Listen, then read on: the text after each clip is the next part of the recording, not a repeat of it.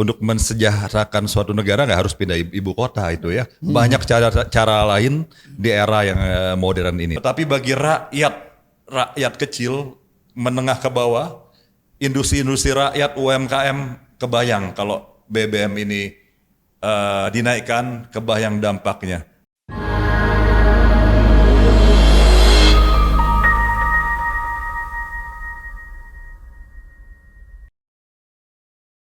Halo rekan RKN dimanapun Anda berada, kembali lagi kita bertemu dalam acara diskusi Titik Temu.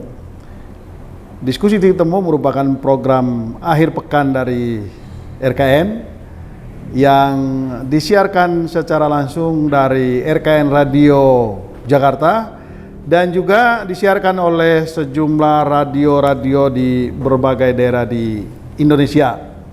Kali ini diskusi Titik Temu mengangkat topik yang sekarang lagi menarik, yaitu BBM mahal dan prospek mobil listrik. Ya, terkait dengan BBM mahal ini memang saat ini sedang ramai dibicarakan. Ada perdebatan di sana, ada pro dan kontra. Di satu sisi ada yang mengatakan memang beban kehidupan masyarakat ini luar biasa, karena itu BBM jangan dinaikkan. Di sisi yang lain ada yang mengatakan kalau ini tidak dinaikkan, beban APBN kita makin berat dan apakah kita harus mengutang lagi untuk menambah subsidi. Jadi ini perdebatan yang makin hangat di waktu-waktu terakhir ini. Sementara di sisi lain memang pertumbuhan energi terbarukan, terutama mobil listrik, ini juga luar biasa dan ini bisa menjadi alternatif dari perdebatan soal energi fosil ini. Nah, isu yang menarik ini kita bahas bersama narasumber yang sangat berkompeten yang hari ini sudah berkenan hadir bersama kami, yaitu pertama Mas Didi Irawadi. Mas, apa kabar? Baik, terima kasih Mas ya, Bastian. Lama tak bersuo. Lama tak bersuo nih. Pandemi, iya betul. Ini senang sekali Mas Didi bisa berkenan hadir dalam acara diskusi Titik Temu pada sore hari ini. Mas Didi adalah anggota DPR dari fraksi Partai Demokrat dan beliau sekarang ada di Komisi 11. Nah, ini komisi yang membicarakan soal makroekonomi Indonesia kita ini. Gitu. Lalu kemudian yang kedua adalah Mas Denny Yuarta. Mas Denny ini adalah seorang ekonom Indef. Apa kabar? Baik, Mas Denny? Mas Bastian. Ya, senang bisa bergabung di acara diskusi ini. Ya, mungkin saya ke ini dulu, ke Mas Didi dulu. Mas, ini soal pro kontra harga BBM naik ini memang serba dilema. Kah dinaikkan salah, tidak dinaikkan salah. Tapi Mas Didi setuju nggak ini BBM dinaik? Jadi begini ya, pertama-tama kita sangat memahami situasi pemerintah, situasi negara. Memang pada saat ini cukup sulit ya. Apalagi kita baru terkena pandemi 2 tahun lebih, walaupun sudah melandai, tetapi kan dampak setelah pandeminya, pemulihan ekonomi masih memerlukan waktu ya untuk benar-benar bisa pulih ya. Semoga nggak ada lagi gelombang ketiga atau keempat ya. Juga konon ada persoalan-persoalan dunia yang lain yang perang Ukraina dan sebagainya. Persis, ya. Tetapi saya pribadi ya tetap tidak setuju kalau BBM bersubsidi ini dinaikkan. Saya nggak setuju. Tentu pemerintah harus mengadakan pengkajian ulang, mengadakan terutama pos-pos anggaran yang ada, mengkaji ulang pos-pos anggaran yang ada. Misalnya pada hari ini semangat yang luar biasa kita dukung ya di dalam rangka pemindahan ibu kota, ibu kota negara baru ya. Ya itu semangatnya luar biasa. Tetapi dalam situasi sekarang ini kan tentu bisa ditunda dulu ya, bisa ditunda ya. Walaupun jujur saya orang yang dari awal kurang sepakat dengan pemindahan ibu kota ya. Kita boleh diskusi di lain waktu soal ini. Saya kurang sepakat karena untuk mensejahterakan suatu negara nggak harus pindah ibu kota itu ya. Banyak cara lain di era yang modern ini. Tetapi diskusi lain waktu karena ini sendiri panjang juga diskusinya betul. Nah, pemindahan ibu kota negara baru ini karena sudah jadi undang-undang, tetapi tentu eksekusinya tidak harus kita paksakan 2024. Konon 2024 itu akan ada upacara bendera pertama ya di sana mungkin pada saat pelantikan presiden dan legislatif. Yang pasti kan artinya menuju 24 perlu biaya besar karena awal-awalnya pemindahan ibu kota ini besar sekali anggaran yang diperkirakan. Lebih dari 400 triliun, antara 400 sampai 450 triliun kalau nggak salah ya. Itu satu. Kedua, tentu kita harus tinjau ulang lagi penyertaan modal negara pada BUMN yang selama ini tidak memberikan banyak manfaat buat negeri ini. Itu setiap tahun ada PMN ya terhadap beberapa BUMN ya. Ini pemerintah selalu memberikan dukungan ya. Padahal tidak semua BUMN itu efektif memberikan keuntungan manfaat yang baik. Ini perlu dikaji ditinjau ulang utamanya oleh Menek BUMN ya. Lalu juga rencana kereta api cepat yang konon awal-awalnya tidak menggunakan dana APBN kok belakangan ini kan lucu ya. Menggunakan APBN lagi. Ini kan besar juga dana yang akan digelontorkan ke sana. Dan juga infrastruktur yang kurang tepat sasaran ya. Ini pun harus dikaji kembali ya. Nah, tentu ini salah satu alternatif ya. Artinya di tengah rencana subsidi BBM akan dihapus untuk BBM bersubsidi, tentu harus ada kajian-kajian lebih jauh bagaimana pos-pos anggaran ini dikaji kembali untuk mencari jalan keluar. Ini hemat saya, pendapat saya. Oh gitu ya, Bang ya? Ya. Oke, nah saya ke ini dulu, ke Mas Denny dulu.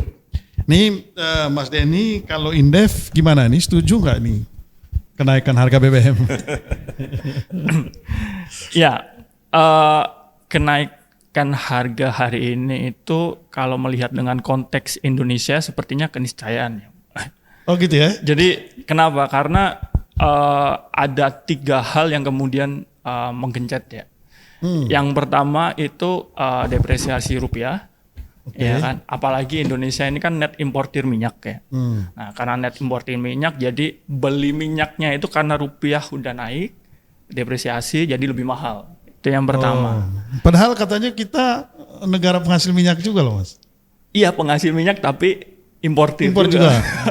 Jadi impornya ini lebih banyak daripada ekspornya. Ya, itu yang jadi persoalan. Terus yang kedua itu dari sisi geopolitik. Nah geopolitik ini yang kemudian membuat harga minyak ini naik gede-gedean. Nah itu yang kedua. Terus yang ketiga ini karena konsumsinya ini karena pemulihan ekonomi gitu ya.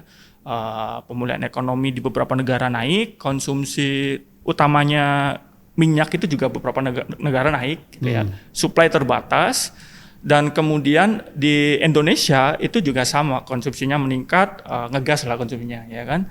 Nah itu yang kemudian memberikan dampak triple effect ya kepada Indonesia, utamanya kepada postur subsidi dan kompensasi ini. Gitu. Jadi memang APBN ini kan banyak sekali kebutuhan yang perlu diakomodasi. Intinya gitu. Nah, juga banyak keinginan yang juga harus diakomodasi. Gitu ya. Salah satunya yang harus diakomodasi kebutuhan dan keinginannya ini adalah minyak. Minyak ya. Nah, sedangkan kalau melihat porsi kemarin itu kompensasi dan subsidi sekitar 500-an triliun. Ya. 502 triliun dan nanti outlook-nya juga sekitar jadi 600-an triliun. Nah, ini sepertinya dalam tanda kutip saya melihat istilahnya ini ngejus dinosaurus. Jadi dinosaurus dicus. Oh gitu ya. Nah, ini yang jadi sebenarnya jadi dilematisnya seperti itu. Oh, kalau Mas Didi tadi bilang dipikirkan dulu. Ada banyak pilihan, misalnya tadi penyertaan modal ke BUMN ini kan setiap tahun disuntik terus. Ini nggak untung-untung nih BUMN. Jadi kalau sudah nggak untung berkali-kali ya stop aja suntikannya, misalnya begitu ya. Lalu kemudian ibu kota negara, ya kan pembangunan ibu kota, banyak lah proyek-proyek lain-lain. Tapi menurut Indef nggak ada pilihan lain, memang harus naik. Bukan tidak ada pilihan lain ya. Yang pertama tadi saya sepakat inefisiensi belanja anggaran itu juga harus dihentikan gitu ya. Seperti kereta cepat tadi saya sepakat gitu ya, lumayan menghemat beberapa triliun gitu ya. Kemudian pemindahan ibu kota juga akan menghemat beberapa triliun, dan PMN negara tadi ya juga menghemat beberapa triliun. Jadi itu juga salah satu hal yang perlu sebenarnya juga urgent juga untuk dilakukan penghentian itu. Dan ini juga, nah kenapa kemudian ini menjadi penting ya? Karena penyesuaian harga BBM ini akan memberikan dampak pada tiga hal. Jadi ini akan berpengaruh terhadap masyarakat rentan gitu ya. Karena ketika harga naik tentu akan berdampak pada masyarakat rentan. Gitu. Nah, cuman kalau kita melihat itu struktur subsidi energi, subsidi energi sebenarnya sedikit ya, dari 500 triliun subsidi energinya sekitar 100 sekian triliun gitu ya. Itu kalau kita bedah lebih lanjut itu subsidi minyak itu sebenarnya cuma 20-an triliun, Pak. 14 triliun pada tahun 2022. Gitu ya. Tapi kenaikan harga itu diakomodasi, dilempar ke kompensasi. Nah, ini yang sebenarnya jadi persoalannya. 502 triliun itu kan memang dibagi dua ya. Iya. Sebagian untuk kompensasi sama subsidi. Sebagian untuk subsidi. Nah, subsidi ya betul. Nah, tapi kalau kalau ini kan ini menurut Kementerian Keuangan. Kementerian Keuangan bilang ini kira-kira dari persediaan yang ada ini kira-kira sampai September. Yap. Kalau kita mau terus nambah itu, hitungannya kira-kira nambah 400 triliun. Iya betul. Diperkirakan sekitar 400 triliun. 400 triliun. Pilihannya menurut Menteri Keuangan, kalau kita nambah kalau kita subsidi lagi, betul. Pilihannya mesti berutang. Ya. Nah kalau berutang, Mas Didi nggak setuju juga. Gimana nih Mas? Ya ini saya kira memang situasi yang tidak mudah, tetapi kita jangan buru-buru memutuskan bahwa nggak ada jalan. Saya kira menurut hemat saya jangan buru-buru ya.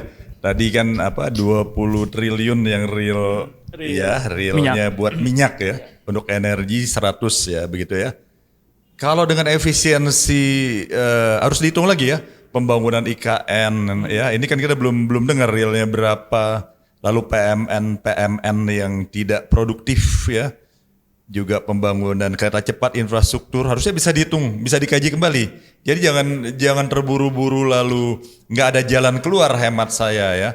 Jadi karena sekarang begini ya, BBM belum naik aja, rakyat ini yang kena dampak dari pandemi masih sangat sulit ya. BBM belum naik, kebutuhan pokok sehari-hari aja sudah sangat menyulitkan rakyat. Hari ini kita lihat harga telur yang tertinggi konon ya dalam beberapa hari ini di Indonesia. Padahal ini sangat esensial ya, kebutuhan yang langsung di hadapan rakyat. Belum lagi bicara minyak goreng yang tak kunjung pulih situasi. Padahal sudah ganti pemimpin baru di sana ya, menteri baru ya. Belum 9 kebutuhan pokok lain yang berpengaruh pada inflasi. Kita bicara yang simple di sekeliling kita, mulai dari cabai, apalagi itu ya, ada beberapa komoditi sampai sayur-sayuran, bawang semua naik semua. Jadi kalau BBM dipaksakan naik, katanya konon dalam waktu dekat, ini akan akan menyulitkan rakyat lagi. Efek domino dari kenaikan BBM sudah kebayang, ya kan ya? Bukan saja segi transportasi yang akan terdampak, seluruh sektor kehidupan masyarakat akan sangat terdampak dari ini menurut hemat saya. Jadi harus dicarikan jalan, jangan belum apa-apa Menteri Keuangan seolah-olah sudah nggak ada. Ya saya ini tentu dikaji bersama ya. Jangan belum apa-apa itu sudah langsung menghubungkan perang Ukraina lah. Waduh. Sebentar lagi perang di Indochina, perang di Cina rencana mau invasi Taiwan yang belum tentu menurut saya ya. Ya walaupun ya ada kemungkinan tapi udah seolah-olah serem banget gitu ya. Jangan bikin situasi serem dulu. Ukraina tuh jauh dari Indonesia ya. Terus daya tahan kita bicara Indonesia ini kemarin pandemi cukup tangguh, ini daya tahan pertanian kita ya. Pertanian, perkebunan itu luar biasa ya. Sehingga masuk negara yang cukup kuat menghadapi situasi belakangan. Jadi menurut saya jangan langsung seolah-olah nggak ada jalan keluar lain ya. Jadi sekali lagi saya menolak gitu ya. Tapi bagi orang bagi orang-orang yang mampu, orang kaya, termasuk anggota dewan, bayar mahal nggak apa-apa. Itu bayar mahal nggak apa-apa. Kita wajib bayar mahal. Tetapi bagi rakyat kecil, menengah ke bawah, industri-industri rakyat, UMKM, kebayang kalau BBM ini dinaikkan, kebayang dampaknya. Mereka bukan hanya bicara BBM, bayar listrik saja mereka udah pusing 7 keliling mereka ya. Apalagi kata mereka tiba-tiba meteran naik tanpa ada pemberitahuan. Dinaikin di malam gelap, di tengah malam hari. Iya, oke. Jadi kita bahas nanti lebih lanjut.